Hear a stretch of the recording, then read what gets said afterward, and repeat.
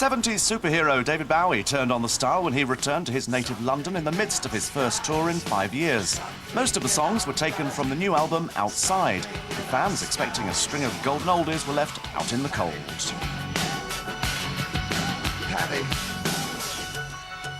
Paddy. Just be wearing Miranda's clothes. I think Outside is fairly... Yeah, it's a good descriptive title for probably where Brian and I think that we end up most of the time on the periphery. Yeah, no, I like being where I am now, very much. I much prefer it. I feel a lot more free about what I can do and, dare I say, what I can get away with musically. I don't feel as though I'm in a corner where I have to do what's expected of me. Know who I am, he said.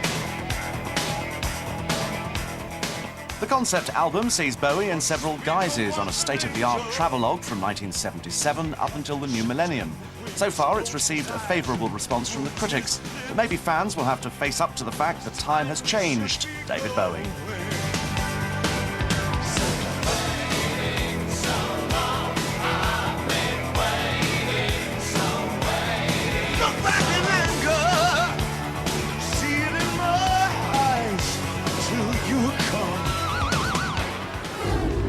Sharon Stone finally received her seal of approval, or star of approval, on Hollywood's Walk of Fame at the Chinese Theatre in Los Angeles. I stand here today and receive tremendous honor as a grown woman, as a mature professional, as an artist.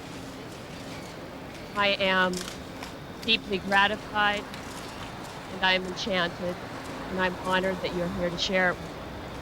Stone's star has faded recently with dud movies like Sliver and The Specialist, but her latest role opposite Robert De Niro in Casino should do much to return her box office form and help her lose the soft porn tag that came with Basic Instinct.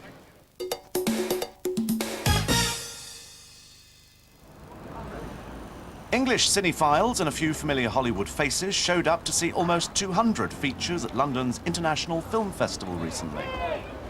Mickey Rourke made a surprise appearance at the premiere of Kenneth Branagh's new comedy In the Bleak Midwinter, about a troupe of actors performing a low-budget production of Hamlet. Actor Jonathan Pryce showed his support for the film, which stars an array of British stage and screen talent and features Michael Maloney as the hapless theatre director, responsible for recruiting the play's motley cast. Oh, that's Paul Yorick. I knew him well. Joan Collins plays Maloney's streetwise agent. We're funny. Hamlet is the air. Hamlet is my grandmother. Hamlet is everything you've ever thought about sex, about geology. Geology. In the wake of his split from actress-wife Emma Thompson, Branagh chose Collins as his partner at the post-screening party.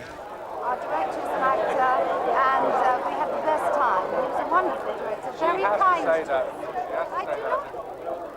Cast member John Sessions plays the campus Queen Gertrude ever to Mother Hamlet. He had a few good words for Branagh too. After all the nonsense he took last year, because he didn't turn Frankenstein into a milk tray advert, he's come straight back, put his money on the table, made this picture.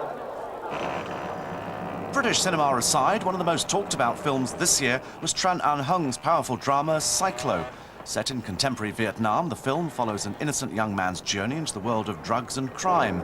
Following on from the highly acclaimed Scent of the Green Papaya, Cyclo has already garnered the Golden Lion at the Venice Film Festival.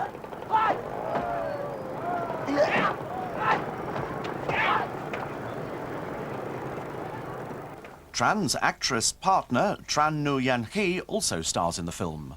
So in 1994, when the American embargo was raised, the country opened itself up to a sort of wave of capitalism, with lots of businessmen arriving in the country with lots of money. And a whole population's innocence was threatened by the money that was coming in after all those years of privation. And my film is the journey of characters who reflect the idea of threatened innocence. But Hollywood-style razzmatazz won out at the festival finale when a host of stars attended the gala premiere of Martin Scorsese's new film, Casino. Veteran British actor Sir John Mills attended with his wife and actress-daughter, Hayley.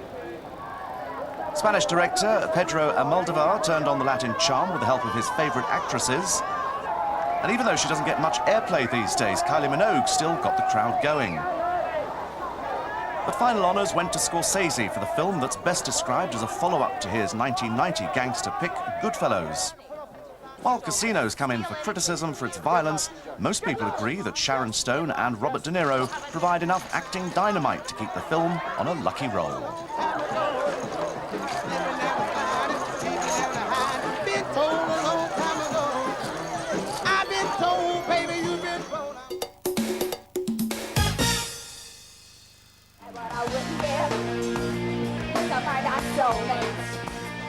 Londoners received their first taste of Alanis Morissette recently. The 21-year-old Canadian is enjoying a meteoric rise to prominence following the American success of her hard-hitting single You Ought to Know, taken from her latest album.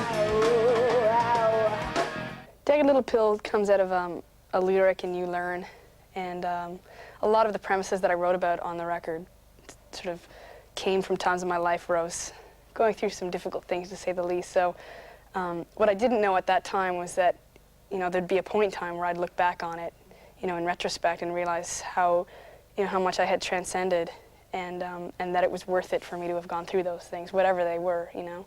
So that's, when I think of this record, I think of it, while a lot of people sort of perceive it as a dark kind of record, I see it as a record that, you know, just represents coming to terms with things for me.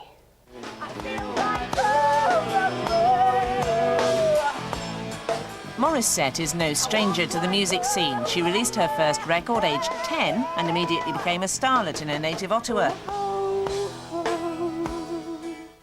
I guess the reason why I have the stance of not wanting to be the big miss thing, the big star, was just because when I was younger, in my teens, I went through that on a much smaller scale. Well, I feel drunk, but I'm sober. But it was only when she moved to LA last year and was snapped up by Madonna's Maverick record label that Morissette proved she'd blossomed into a refreshing new pop talent. But I'm restless. I'm here, but I'm really gone. I'm wrong and I'm sorry. I just think of myself as a songwriter and a singer, I guess, yeah. To me, it's like my voice is a way for me to communicate what I want to say. And it wasn't, like I said, it wasn't like that when I was younger. I was truly a performer and a dancer and an entertainer. And the biggest, you know, gratification for me back then was to see people smile and clap because I knew they were having a good time. Whereas now the biggest gratification for me is to see somebody really thinking about what I'm saying. Please be honest, Mary Jane.